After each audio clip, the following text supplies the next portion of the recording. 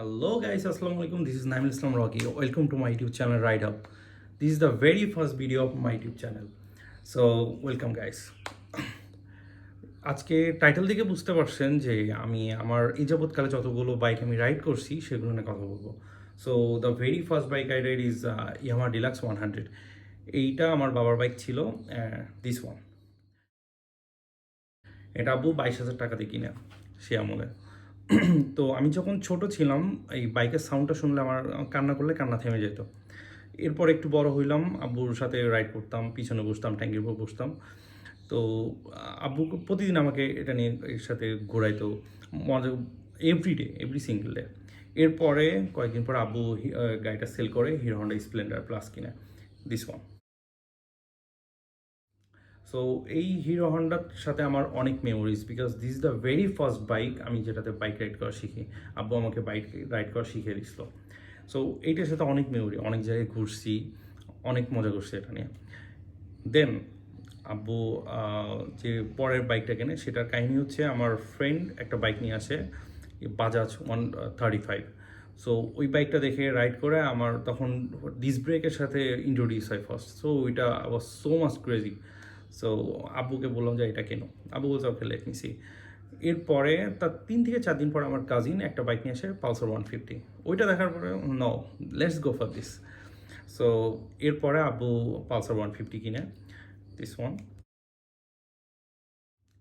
দেন এই পালসারটা আনফর্চুনেটলি বেশি চালাইতে পারে না আব্বু, আফটার 50K প্রবলি ওর পরে বাইকটা চুরি হয়ে যায়।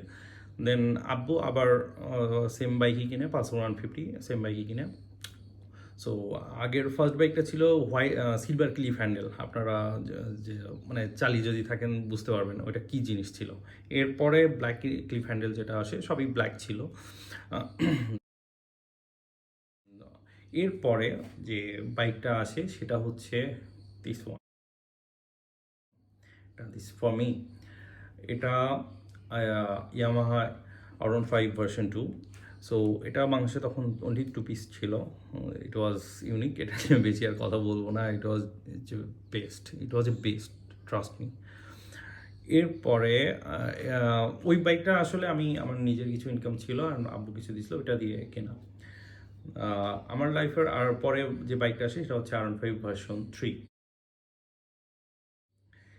এইটা আমি মানে কি বলবো, বাংলাদেশে অনেক জেলা এটাতে কাভার করছি, অনেক রাইড করছি, এটা দিয়ে অনেক মেমোরিজ আমার বলে শেষ করতে পারবো না। এটাতে অনেক মডও করছি। এরপরে যেটা আসে সেটা হচ্ছে আমার বাবার জন্য বাইক কিনি। এর বাবা হচ্ছে পালসার প্রায় সেকেন্ড বাইকটা 89,000 কিলো চালা ফেলছে। তো আব্বুকে বললাম যে না, ইটস টাইম টু চেঞ্জ। তো আব্বু চেঞ্জ করবে না। পরে দেখি আলিশামার, ইভ্যালি সবাই দেখি বাইক অর্ডার দিচ্ছে। তো আমি আলিশামার্টে একটা বাইক অর্ডার দিই। দেন ওইটা থেকে চেক নিয়ে নিই। চেক নিয়ে ওই চেকটা ভাঙিয়ে আর এই পালসারটা সেল করে তখন দুইটা কম্বাইন করে আব্বুকে বলি let's go for this. Then বাইকটা কিনি, এটা আমার আব্বুর জন্য FZS version 3। So FZS still now আব্বু এটা এখন রাইড করছে। এরপরে আমি যে বাইকটা কিনি সেটা হচ্ছে MT-15, দিস ওয়ান।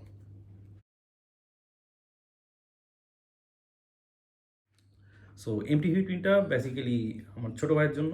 তো ওর ফ্রেন্ড সার্কেল বেশিরভাগই সব MT-15 চালাইতো, যার সুবাদে ও ওকে ফাইন MT-15 নিব।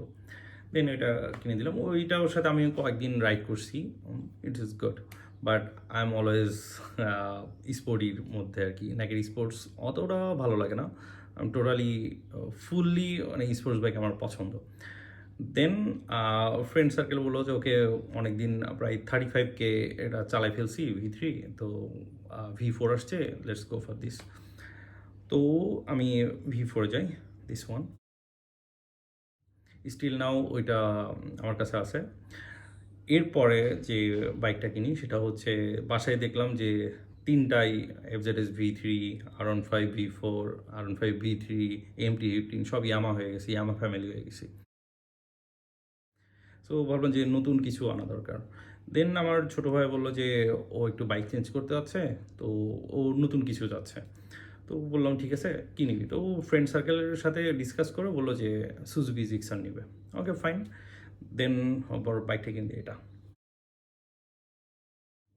Gixxer FI-ABS। তো স্টিল না ওর কাছে এটা আছে এখন। সো এই হচ্ছে আমার বাইক রাইডের, আমার বাইক যতগুলো আমার ফ্যামিলিতে বাইক ছিল এইগুলা। এছাড়াও আমি বাইক রাইড করছি যে হায়ার সিসিগুলা।